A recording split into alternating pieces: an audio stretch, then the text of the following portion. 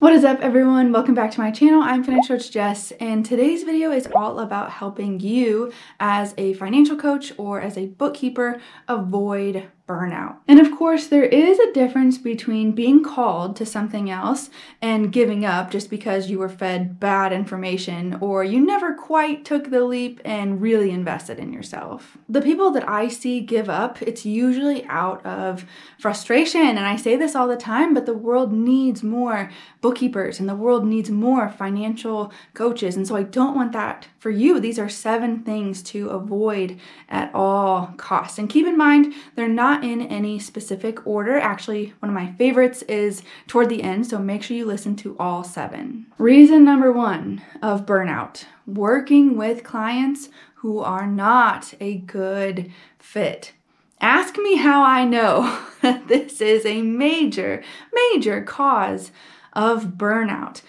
I'm not going to go into the whole story here, but I already have in my free pricing workshop. So click the link below, watch my free pricing workshop for financial coaches, because I go into this story in detail. I talk about how I fell into working with clients who were not a good fit and also how I got out of it. And there are a lot of mistakes and errors that typically lead up to someone not working with clients who are a good fit for them. It could be that they're just desperate to work with anyone. It could be that they're not charging enough. It could be that they don't know who their ideal client is.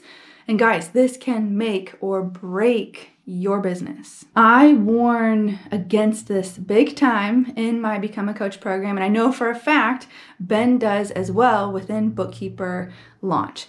I still had to learn this the hard way, and a lot of people do, so don't beat yourself up. But I also want you to know that when I was working with people who were not a good match for me, I was working for cheap, I was working with people who didn't respect me or my time, I hated my business, and I don't want that for you. It takes a lot of time and it takes a lot of work, but the clients that I work with now, I absolutely love, and I look forward to hearing from them and communicating with them.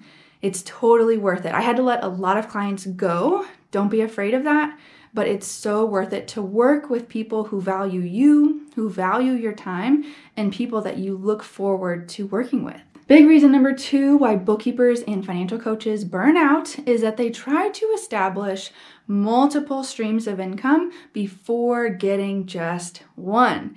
This is also known as shiny object syndrome. As some of you guys already know, I am a big Brandon Turner fan, and he puts it like this. Let's say you are on an island and you are trying to build a path, a way to get to this other island over here, which is financial freedom. So you start building a bridge. You get about halfway done with this bridge, this stream of income, and you see someone else sailing a boat to get to this island of financial freedom. And so you abandon the bridge altogether and you start building the boat. When you get about halfway done with the boat, you see someone else reach that island by building a bridge. And you kind of get the analogy from here. Basically, when you're done, you've got all these half-started, not quite finished streams of income, and you never even reach financial freedom because you didn't commit to just one. If you would have focused on just one stream of income, seen that to completion, and then strategically used that to organically grow more, you would have reached financial freedom way faster instead of having all of these half-finished projects. My experience with this, that a lot of people probably don't know necessarily, is that I did just bookkeeping for over a year before I officially added financial coaching as a service under that umbrella. And here's the key, and the really important part that you need to know about this is that it was very organic. I had people coming to me and asking me about debt payoff strategies and cash flow issues and credit repair. And then a full year after that, I had burnt out coaches coming to me and asking about mentorship. So again, a very organic third stream of income was created, and that was my Become a Coach program. Today, 4+ years later, bookkeeping is pretty much on autopilot, and then YouTube feeds my financial coaching service as well as my Become a Coach program. I'm not individually pursuing all three of those simultaneously. And I hope that that makes sense. Start with just one income stream, get that on autopilot before you pursue the next one. Reason number 3 why bookkeepers and financial coaches get burnt out is because they are duct taping free information off the internet together instead of investing in one proven program. And I know there's going to be people rolling their eyes at this one or just skip it entirely, and that's okay. They can burn out. I don't want that for you. This is such an important piece for so many reasons, but a prime example is this. The financial coach that charges the least has never truly invested in themselves. Big facts. Coaches that know and understand what happens internally when the price tag hurts a little bit know the importance of leveling up and doing something out of intention. Another example of this is that the internet is full of just plain bad advice when it comes to coaching. So if you take something that I say and combine it with what this other YouTuber says over here, and then you read this book and use a little bit of that, and then sprinkle in some trial and error, please don't be surprised when that doesn't work. Of course, it's okay to learn from a variety of teachers, but when it comes to launching your business and really taking this seriously, you have got to invest in one proven program. People do ask me, how did you build a 6-figure business? And if I had to boil it down to just one thing, it really would be I invested in multiple programs at every different stage within my business, and I simply didn't quit. You're not reinventing the wheel here. You're following the recipe that someone has already laid out for you. When you follow the instructions, you get out of your comfort zone and you don't quit, you will be successful. Reason number 4 why bookkeepers and financial coaches burn out is because they create very general content instead of specific targeted content. And this one is very sneaky because getting likes and comments and shares and those dopamine hits feel very productive at first. But is it getting you clients? Is it helping you grow your business? If not, at the end of the day, you're not going to have a business. You're going to have a very unhealthy addiction to social media. In my Become a Coach program, I boil it down to 4 different types of content that you need to have as a financial coach. You need all 4 types. If you just post personal finance inspo, you're not going to get any clients. And if you just post about your offer, you're not going to grow your social media presence. There has to be a balance. And for an example of this, feel free to check out my content here on YouTube and under the community tab. Some videos are definitely more educational. Some are more targeted and generate the most sales. Some have the wow factor for growth. And you just kind of have to figure out what that balance is for your audience. And like I said, I see some coaches and some accounts just posting personal finance memes all the time. And I'm like, that's great. You've got a big following, but memes don't pay the bills. I would much, much, much rather have a smaller targeted audience that is converting. Memes are not changing lives. My programs are changing lives. Reason number 5 why bookkeepers and financial coaches are burning out is not enforcing client boundaries. So you finally got your ideal client nailed down, you know exactly who you're going to be working with, and you think that all your problems are going to be over. Unfortunately, no. Even in my 5th year in business, I still have to be really strict about enforcing boundaries with my clients, particularly with prospective clients. Literally today, as I was putting together the outline for this video, I had someone message me from my website and say, hey, can we just hop on the phone? I've got some questions. And a big important boundary of mine is no phone calls with prospective clients except for bookkeeping thing, and even then they have to fill out like this whole thing. And I know that that might sound extreme, but what I was really running into is that other financial coaches just wanted to call and pick my brain. They weren't really interested in buying anything from me. They just had questions about YouTube or my business or whatever. So my unbelievable example that goes along with this important rule about having boundaries with prospective clients, I tried to go back. This was like a year or a year and a half ago. I tried to go back and find the email, and I just couldn't find it because you're literally not gonna believe what happened.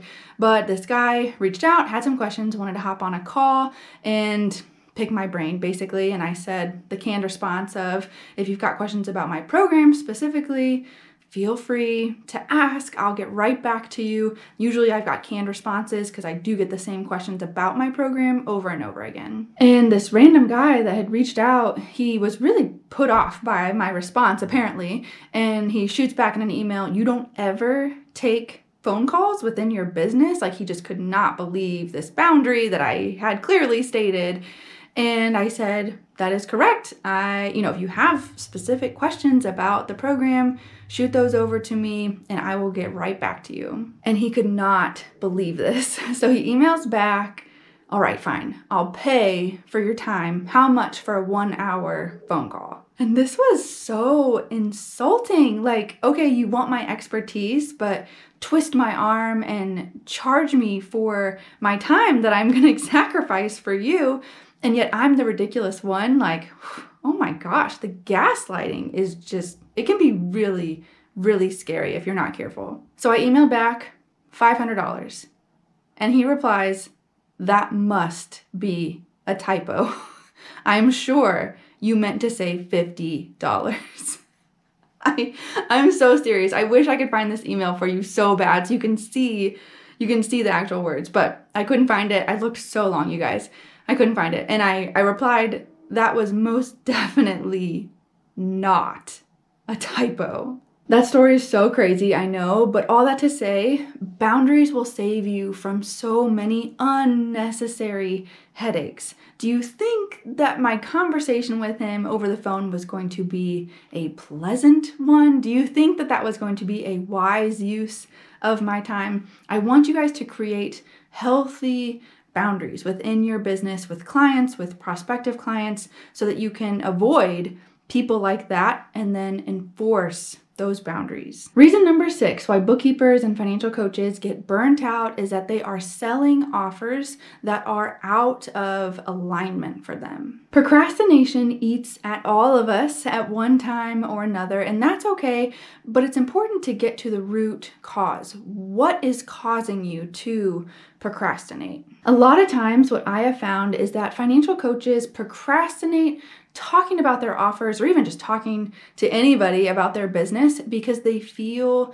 imposter syndrome. They feel like a fraud. And if that is you, definitely check out my video here on how to conquer imposter syndrome at every level within your business. The truth is, you just flat out aren't going to talk to people about something that you don't feel confident in. And I know it can become kind of a chicken and egg problem. Like, how do I get clients if I'm not confident? But how do I gain any confidence without working with clients? And at some point, it can be argued that you just need to put on eye of the tiger, pull on those bootstraps, and go out and talk to people. But this fake it till you make it mentality is going to be very short-lived. I mean, you can't really build a business on pump-up songs and affirmations, right? You actually have to believe and be confident in what you are selling and how you are helping people. And my philosophy when it comes down to this is that a lot of it goes back to who is your ideal client? Are you trying to be everything to everybody? Because if so, you're never going to be able to do that, and you're never going to be able to do that confidently. I know that I am 100% not equipped to help everybody. I'm just not. I had someone reach out to me about 6 months ago, and she had just received an inheritance. She was in a super high cost of living area, high taxes, needed to build up her retirement herself. And I was very upfront with her. You need to contact an advisor ASAP that you trust. Here's a list of some that I recommend. The tax strategies and just overall intricacies of this is going to be outside the scope of what I offer. And she really appreciated that. She got connected with an advisor, but knowing up front that this is not a good fit, I was able to confidently point her in the right direction. When you get clear on who you help, what their problems are, and where they want to be, you will be able to confidently guide them along a success-driven path. And reason number 7 why bookkeepers and financial coaches get burnt out is that hustling has completely overstepped celebrating milestones and gratitude.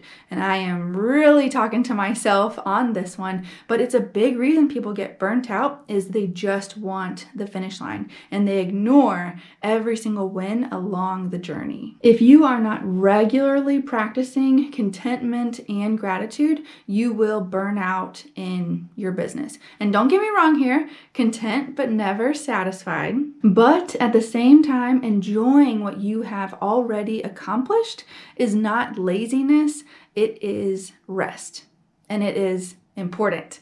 With that being said, guys, thank you so much for watching. Let me know in the comments below which one of these 7 reasons really resonated with you. Which do you find yourself falling into the most? Don't forget to subscribe to my channel for the YouTube algorithm, and I'll see you guys in the next one.